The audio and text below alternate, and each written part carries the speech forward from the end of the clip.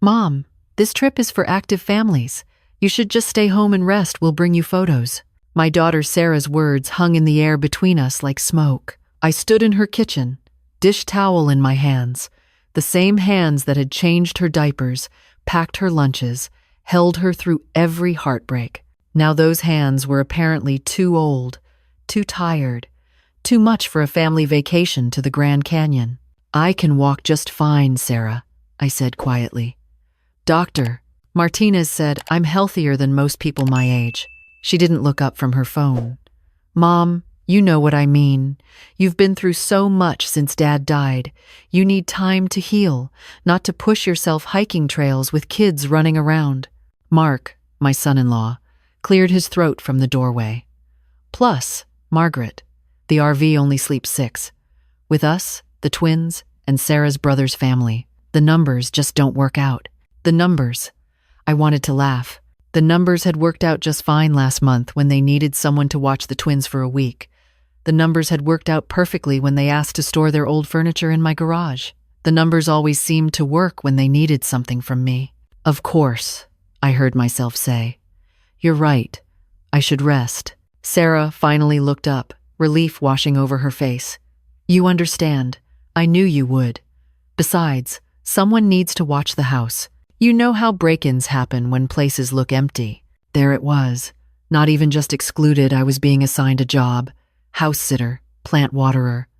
The role I'd been shrinking into ever since Robert died 14 months ago. The widow, the burden, the one everyone tiptoed around with sad smiles and gentle dismissals. That evening, I sat alone in the house that suddenly felt too big. Robert and I had bought it 30 years ago, filled it with laughter and life. Now it echoed, the ticking clock in the hallway, the hum of the refrigerator, the sound of my own breathing. My phone buzzed. A notification. I'd been added to a group chat called Grand Canyon 2025. I smiled, thinking Sarah had changed her mind. Then I started reading. Sarah. Mom finally agreed to stay home, thank God. Jake, my son, that's a relief. Sarah. I know, right? I love her, but can you imagine? We'd have to stop every hour for bathroom breaks. Melissa, Jake's wife. Plus all her stories about when your father and I. Jake, don't be mean. Melissa. I'm not. I'm just saying it's our family vacation. Sarah. Exactly. She's had her turn at life. I stared at those words until they blurred. She's had her turn at life. I was 62 years old. Robert and I had spent 40 years talking about the trips we'd take when he retired. The national parks, the small towns, the scenic highways. We had a list places we'd marked on an old atlas that still sat in his study. Mesa Verde, Moab, Glacier, Crater Lake. Then came the diagnosis. Stage 4 pancreatic cancer. 6 months from let's book that RV trip to I love you, goodbye. After he died, I'd folded myself smaller and smaller. I moved through my days like a ghost in my own life. Sarah and Jake had their own families, their own problems. I didn't want to be a burden, so I showed up when needed, faded into the background when not, and tried to convince myself that grandchildren's birthday parties and Sunday dinners were enough. But sitting there, reading those messages, something cracked open inside me. Not anger, not yet. Just a clear, cold realization. I had made myself invisible, and they had accepted the invitation. She's had her turn at life. No, I hadn't. Robert and I had been waiting for our turn, and time had stolen it from us. But I was still here, still breathing, still capable of more than watching houses and watering plants. I opened my laptop. The atlas sat beside it, Robert's handwriting in the margins. June 2023 next to Yellowstone, crossed out. Maybe fall? Next to Big Sur, never circled. I traced his writing with my finger, then opened a new browser window. RV rentals. The search results bloomed across my screen. 24-foot Class C motorhomes. Compact, manageable, perfect for one person. The prices made me blink. But then I thought about the $5,000 I'd been planning to give Sarah and Jake for their vacation. Money I'd saved from my teacher's pension, meant as a gift. My cursor hovered over book now. "You're being petty," a voice in my head whispered. "They're your children. They're adults who called you a burden in a group chat," another voice answered. I clicked the button, selected dates 3 weeks, starting the day after they left for the Grand Canyon. Filled in my credit card information. The confirmation email arrived with a photo of a cheerful white RV with blue stripes. Then I did something that surprised even me. I opened the app for the vacation rental management company I'd been using to plan their stay. Found their reservation at the Grand Canyon Lodge. They'd put it under my credit card, just easier for the deposit. "Mom, we'll pay you back," and I'd forgotten to change the payment method. I stared at the cancel reservation button for a long time. Robert's voice seemed to whisper from the atlas beside me. "Live, Maggie, please. Live enough for both of us." I clicked cancel. Then I booked myself a campsite at every national park on our list. The next morning, I went to REI. The young salesperson, couldn't have been more than 25, looked at me skeptically when I said I needed hiking boots. "Are these for gardening, ma'am?" "No," I said firmly. "For hiking. Real hiking.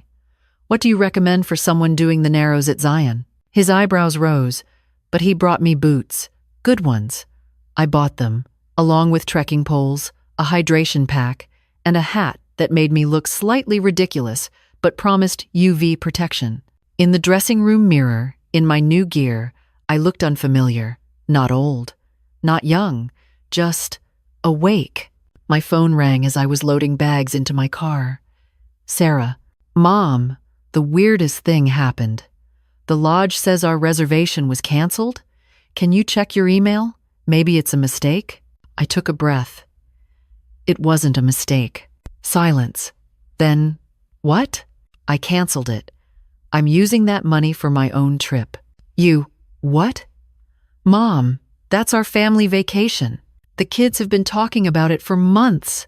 "Then you can rebook it on your own credit card." "Sarah, I love you, but I'm not staying home to watch your house. I'm not too old to have adventures, and I'm done making myself small so everyone else feels comfortable." "Mom, this is crazy. Are you okay? Do you need me to come over?" That's what hurt most. Not anger, concern. The assumption that setting a boundary meant I was falling apart. "I'm perfectly okay. Better than I've been in a long time, actually. Have a wonderful trip, sweetheart. I'll see you when we both get back." I hung up before she could respond. My hands shook, but I felt lighter than I had in months. 3 days later, I picked up the RV. The technician who showed me how everything worked spoke slowly, over-explaining, until I mentioned I'd been teaching teenagers to drive for 30 years. He laughed and relaxed, showed me the tricks for backing up, hooking up water and electricity, emptying the tanks. "First solo trip?" he asked. "First trip in a long time," I said. "I'm making up for lost time." "Good for you." He handed me the keys. "You're gonna do great. Just remember, it's about the journey, not the destination." But I had destinations. I had a whole atlas full of them. I left on a Tuesday morning. Sarah had tried calling twice more, Jake once. I sent them both the same text. "I love you. I'm safe. I'll call when I'm ready. Enjoy your trip." Then I turned my phone to airplane mode and pointed the RV west. The first day was terrifying. The RV felt enormous, every lane change an adventure. I white-knuckled the steering wheel through Denver traffic, second-guessing everything. But then I reached the mountains, and the road opened up, and suddenly I was flying. Not fast, the RV topped out at a shaky 65, but free. I stopped that night at a campground outside Moab. Setting up was a comedy of errors involving tangled hoses and backwards hookups, but eventually I had electricity, water, and a level spot. I sat in my camp chair as the sun set, painting the red rocks in shades of orange and purple Robert would have loved, and ate a peanut butter sandwich that tasted like victory. At the next campsite over, a woman about my age was grilling something that smelled amazing. "First time RVing?" she called over. "Is it that obvious?" She laughed. You're parked beautifully. I just remember that look, half terror, half triumph. I'm Dorothy. Margaret. Well, Margaret, I'm making enough chicken for two, and I hate eating alone. Want to join me? I surprised myself by saying yes. Dorothy was 68, a widow of 3 years, traveling full-time in her RV, sold the house, sold the furniture, kept the photo albums, and hit the road, she said. My kids thought I'd lost my mind. What changed their minds? Who says they changed them? She grinned. They're still waiting for me to come to my senses and buy a condo in Florida. Meanwhile, I'm living my best life. We talked until the stars came out, thick and bright in a way I'd forgotten stars could be. She told me about this network of solo women RVers, about places I had to see, about how to stay safe and confident on the road. The hardest part, Dorothy said, isn't the driving or the hookups or any of the technical stuff. It's giving yourself permission to matter, to take up space, to be something other than someone's mom or wife or caregiver. I felt something sting behind my eyes. How did you do it? 1 day at a time, 1 mile at a time. Some days I still cry for my Harold, but I also laugh. I make friends. I see things that make me feel so small and so important at the same time. I'm not running from grief, Margaret. I'm running toward life. That night, in my little RV bed, I cried. For Robert, for the trips we'd never take, but also with something like relief. I was here. I was doing it. And tomorrow, I would see Arches National Park, something Robert and I had circled in red. The next morning, I hiked to Delicate Arch. It took me 3 times as long as the young couples who bounded past me, and I had to stop 6 times to catch my breath. But I made it. And when I stood there, looking at that impossible curve of red rock against blue sky, I understood what Robert had wanted for me. Not to stop grieving, not to replace him, but to keep living the life he'd loved about me, the curiosity, the wonder, the refusal to let the world make me smaller than I was. I pulled out my phone, switched off airplane mode long enough to take a photo, posted it to Facebook with the caption, "Never too old for this." The comments rolled in. Friends from my teaching days, former students, now adults. And yes, Sarah and Jake, both typing frantic messages, "Mom, where are you? Are you okay? Please call us." I turned the phone back to airplane mode. They could wait. This moment was mine. Over the next 2 weeks, I chased sunrise at Bryce Canyon, watched storms roll across Zion's cliffs, stood in hot springs under Montana stars. I joined Dorothy and her friend Pearl for a few days, 3 widows traveling together, swapping stories and strategies and sorrows that felt lighter when shared. At Glacier National Park, a young woman couldn't have been 30 stopped me on the trail. "I'm sorry, but I saw your Facebook posts. Your story. My mom died 2 years ago, and she never got to do any of the things she wanted. She was always taking care of everyone else. Seeing you out here, it matters.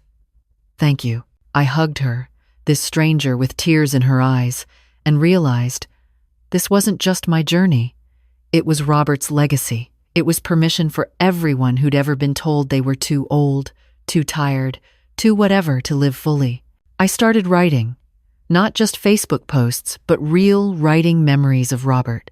Reflections on grief and joy, observations about the parks and the people. In a coffee shop in Jackson Hole, I met a woman who ran a blog for widow travelers. She asked if she could publish some of my essays. "Really?" I said. "But I'm not a writer." "You are now," she said, "and you're saying things people need to hear." The first essay went viral, or what passes for viral in the widow community. Hundreds of comments from women who felt seen, who felt inspired, who felt permission to stop shrinking. My phone buzzed constantly now, even in airplane mode.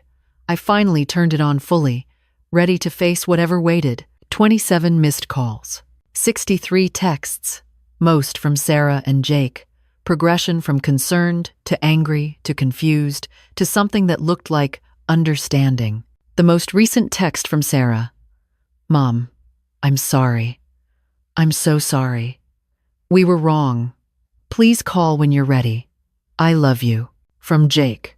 Dorothy found me on Facebook and told me to stop being an idiot. She's right. I'm proud of you, Mom. Be safe. We'll be here when you get home. I smiled. Meddling Dorothy. But I wasn't ready to call them yet. I had 2 more parks on my list. Crater Lake and Redwood Forest. Robert's absolute must-sees. Saved for last. Crater Lake took my breath away, that impossible blue, that rim of snow even in summer. I scattered some of Robert's ashes there, from a small vial I'd been carrying. You made it, love, I whispered. We made it. At Redwood Forest, I stood among trees so ancient they'd been growing since before America was America. I felt small, the good kind of small, the kind that reminds you the world is bigger than your pain, older than your mistakes, more full of wonder than you can imagine. My last night on the road, I camped at the ocean. I'd driven the RV to the Oregon coast, found a spot where I could fall asleep to waves. Dorothy and Pearl had continued north to Washington, but we'd promised to meet again in the spring. I had email addresses from a dozen women I'd met, invitations to join Facebook groups, suggestions for next summer's routes. I wasn't lonely anymore. I was alone, but not lonely. There's a difference. I called Sarah on my second to last day. Mom. Her voice cracked. Are you really okay? I'm better than okay, sweetheart. I'm sorry I worried you. No, Mom. I'm sorry. What we said, what we did. I didn't realize how we'd been treating you. Like you weren't a real person anymore, just Mom. The sad one we had to tiptoe around. I let you, I said gently. I made myself into that. After your father died, I forgot how to be Margaret. I only knew how to be the widow, the grandmother, the person who shows up when needed and disappears when not. But you're more than that. I know that now. We talked for an hour. Really talked. The way we hadn't since she was a teenager, staying up late to tell me about her dreams. She told me about her fears that I would die and leave them like Robert had, that she was failing as a mother, that she felt invisible sometimes too in her own marriage. Sarah, I said, you're 41 years old, and you're raising twins while working full-time. You're allowed to struggle. But don't make the mistake I made. Don't wait for permission to live. Don't let anyone, including yourself, convince you that you've had your turn. She was crying. I love you, Mom. I love you too, sweetheart. Now let me finish this trip, and I'll see you next week. I drove home slowly, taking the long way, stopping at small towns and roadside attractions. In a diner in Idaho, an old rancher saw my RV in the parking lot and asked where I'd been. I told him, all of it. He nodded slowly. My wife died 10 years ago. I haven't gone anywhere since. It's not too late, I said. I'm 78 and breathing. That means it's not too late. He laughed, but I saw something spark in his eyes. Hope, maybe, or permission. When I finally pulled into my driveway, 3 weeks after I'd left, Sarah and Jake were waiting on my porch with the twins. They'd made a banner. Welcome home, Grandma Margaret, world traveler. The twins ran to hug me, talking over each other about how they'd followed my trip on Facebook, how their friends' grandmas didn't do cool stuff like I did. Could they maybe come with me next time? Maybe, I said, hugging them back. If your parents don't mind. Sarah hugged me for a long time. I'm sorry, she whispered. I know. But Sarah, I need you to hear something. I forgive you, and I love you, but things have to be different now. I'm not going to be available every time you need a babysitter. I'm not going to shrink myself to fit into your idea of what a widow should be. I understand, and I'm planning another trip. 6 weeks, next spring. Dorothy and I are going to Alaska. Jake laughed.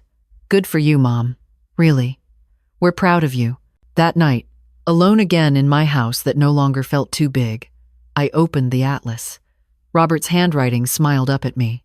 I picked up a pen and started adding my own notes. Places I'd been. Places I wanted to return to. New places I'd heard about. The atlas was filling with both our dreams now, past and future intertwined. My phone buzzed. A message from the Widow travel blog. Your latest essay hit 10,000 shares. Would you consider writing a column for us? I smiled and typed back, yes. Another message, this one from Dorothy. Pearl and I are planning Utah in March. Want to meet us there? Absolutely. I made myself tea in Robert's favorite mug and sat at the kitchen table with my laptop. Outside, the sun was setting, painting the sky in shades of pink and gold. I could hear neighborhood kids playing, dogs barking, the sounds of life continuing. I opened a blank document and started typing. 3 months ago, my children told me I'd had my turn at life. They didn't mean to be cruel. They thought they were being kind, protective. They thought watching me live would be too hard, too scary, too much. What they didn't know is that I'd been waiting for permission. Permission to stop grieving. Permission to be happy. Permission to take up space in a world that tells women of a certain age to please step aside. You're blocking the view. But here's what I learned on my solo road trip across America. Nobody can give you that permission. You have to give it to yourself.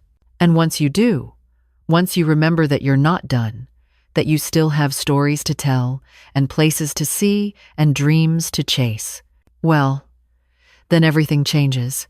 My name is Margaret. I'm 62 years old. My husband died. My children forgot I was more than their mother. I forgot I was more than a widow. But on a Tuesday morning in July, I remembered. And I haven't stopped living since.